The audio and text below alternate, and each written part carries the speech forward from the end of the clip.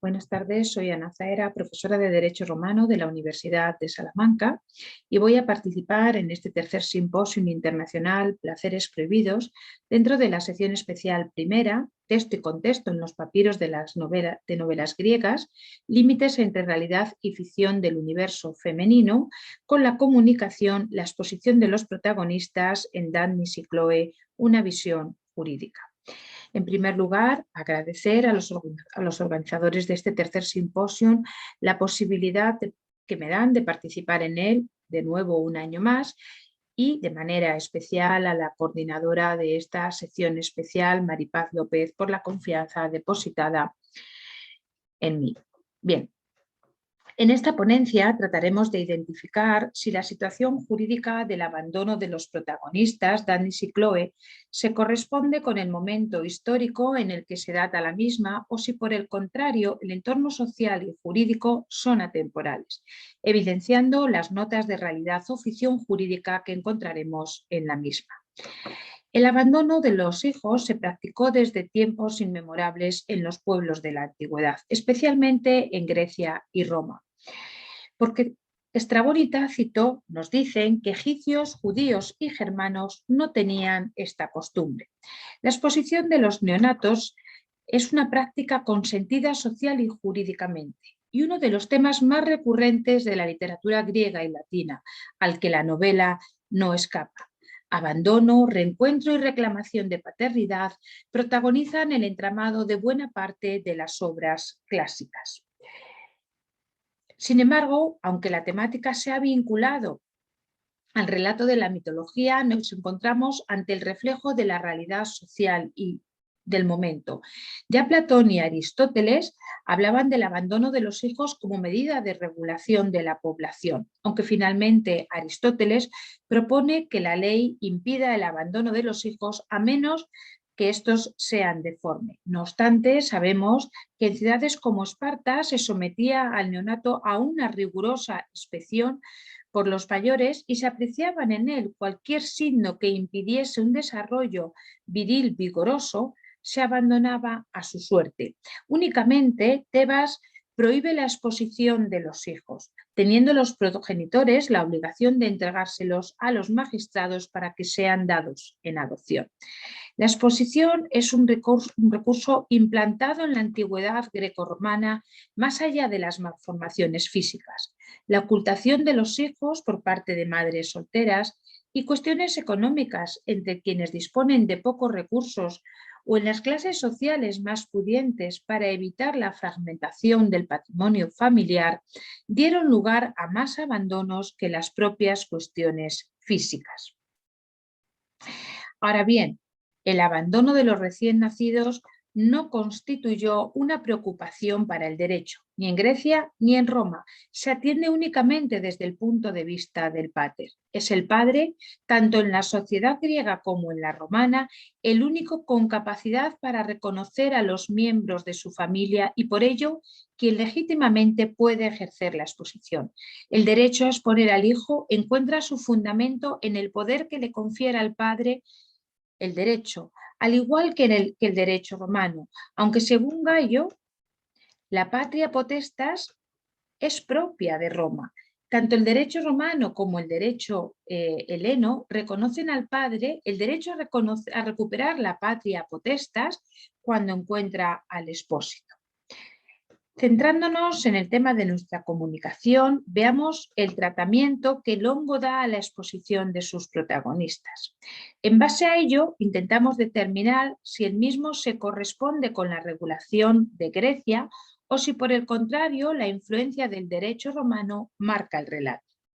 No olvidemos que la datación de la obra se sitúa en el siglo II después de Cristo, entre los reinados de Marco Aurelio y Cómodo, momento en el cual la exposición de los neonatos era todavía una práctica admitida y difundida en todo el imperio.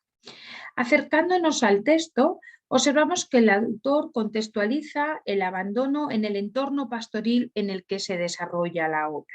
Un marco histórico indefinido en el que el escenario y los personajes son griegos. A priori, parece que la situación se enmarca en la realidad social y jurídica de ese momento. Desde el punto de vista jurídico, el abandono de los protagonistas no desentona con la realidad.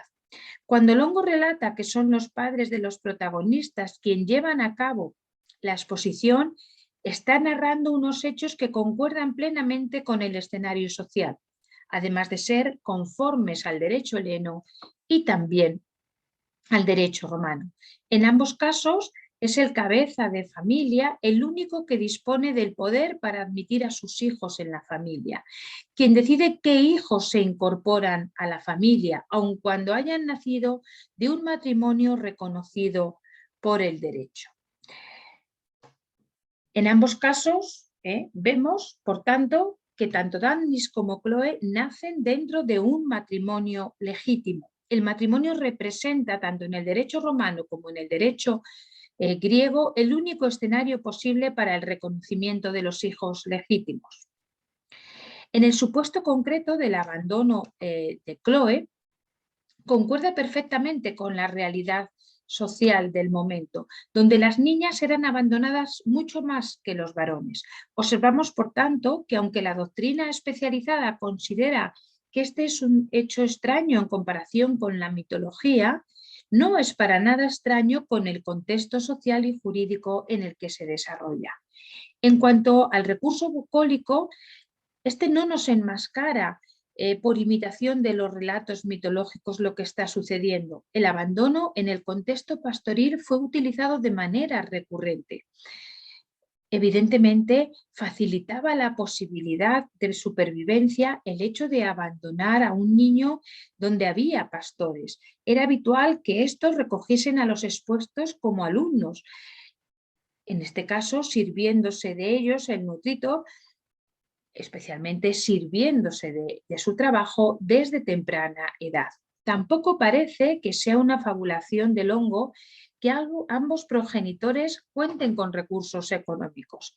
Existía entre los griegos de las clases sociales más altas la tendencia a limitar la procreación, pues subyace la idea de no desmembrar el patrimonio familiar entre muchos hijos, siendo frecuente exponer al hijo varón en la casa donde ya había al menos uno. La tradición griega de no tener muchos hijos para evitar el desmembramiento del patrimonio justifica la exposición de los infantes entre las clases sociales altas. Esta práctica, como se refleja en la literatura, estaba socialmente admitida.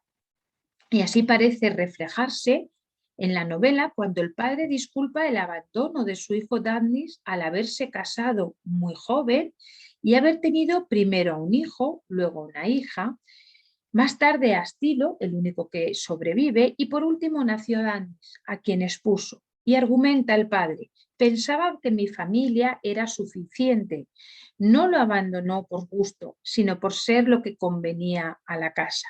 Frases de las que se extrae el poder de intervención que sobre la familia ejerce su titular, el cual en este caso se traduce en el control demográfico para reducir las posibilidades de los destinatarios del patrimonio familiar.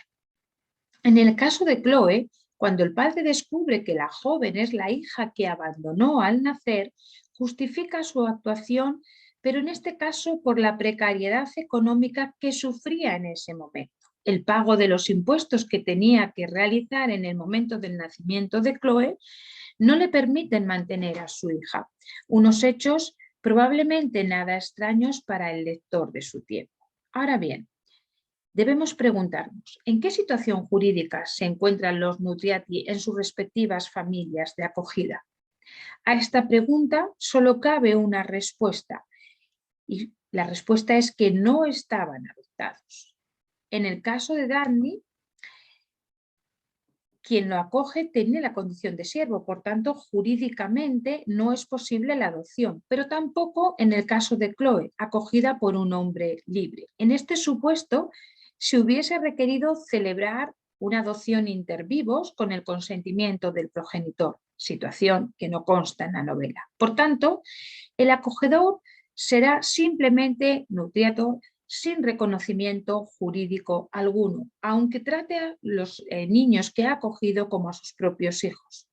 Todo indica que la adopción queda lejos de los niños expuestos. Los alumnos eran alimentados y, dependiendo de las situaciones, serán tratados como siervos o como hijos, pero sin incidencia jurídica alguna dentro de la familia. Y así se pone de manifiesto en la obra.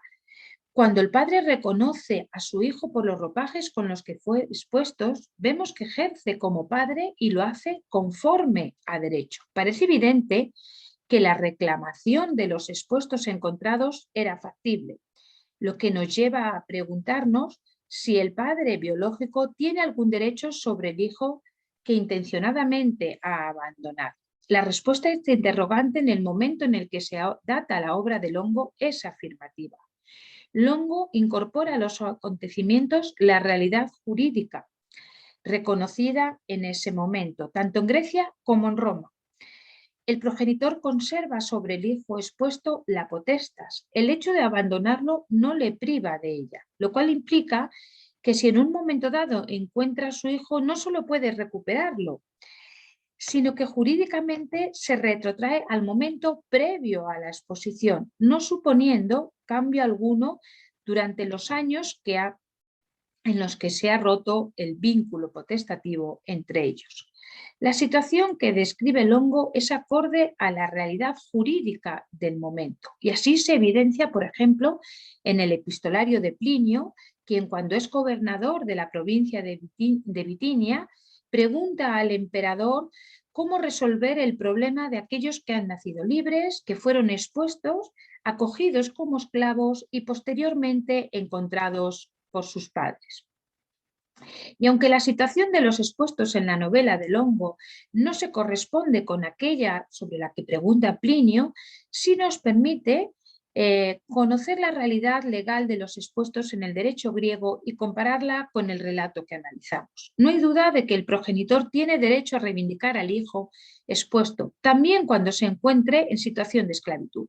Por tanto, en el derecho griego la exposición no rompe el vínculo potestativo entre el padre y el hijo.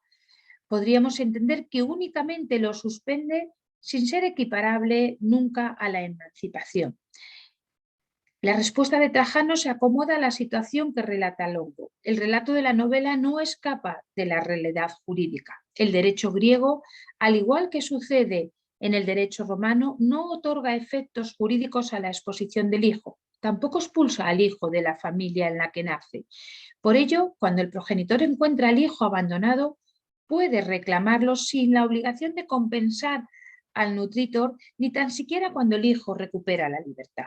El padre, como es el caso de Darnis, recupera al hijo, aunque fuese su propio siervo. En el caso de Chloe, acogida libremente, tampoco cabe la posibilidad del jus retentionis por parte del progenitor. Parece claro que el derecho griego devuelve a los hijos expuestos a su familia, recobrando el padre el poder sobre ellos sin necesidad de realizar acto jurídico alguno. Ello encaja perfectamente con el hecho de que Darnis pida permiso a su padre para contraer matrimonio con Chloe. Debemos poner de manifiesto que la novela, al igual que sucede con el resto de los géneros literarios, nos permite conocer la realidad social y jurídica del momento en el que se desarrolla. La ficción literaria no impide identificar en ella instituciones jurídicas reconocidas y reconocibles, convirtiéndose en una fuente de conocimiento jurídico más. Dentro de la ficción, el lector debe de reconocer en la obra ciertos visos de realidad, permitiendo cierta credibilidad. Podemos concluir que la obra de Longo en buena medida se corresponde con la realidad jurídica del momento.